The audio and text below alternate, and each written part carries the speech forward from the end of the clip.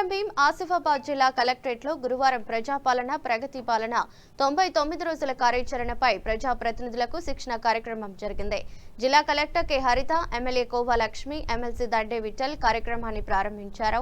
ప్రజా సంక్షేమం లక్ష్యంగా ప్రభుత్వం ప్రకటించిన కార్యక్రమాలను క్షేత్రస్థాయిలో సమర్థవంతంగా అమలు చేయాలని కోవా లక్ష్మి అధికారులకు ప్రజాప్రతినిధులకు సూచించారు. కార్యక్రమంలో joint collector David Nayak, municipal చైర్మన్లు Mongre Akash, Shahid, Sultana, vice chairman MD Ahmed, సర్పంచ్లు, కౌన్సిలర్లు పాల్గొన్నారు. అందరూ చప్పట్లతో ఈ కార్యక్రమాన్ని ఆహ్వానిద్దాం.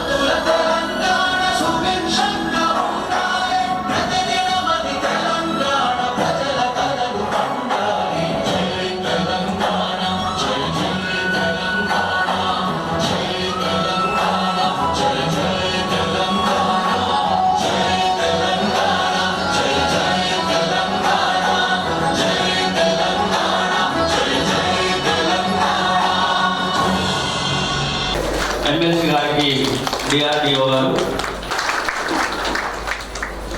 అడిషనల్ కలెక్టర్ గారికి డిఆర్ఓ గారు,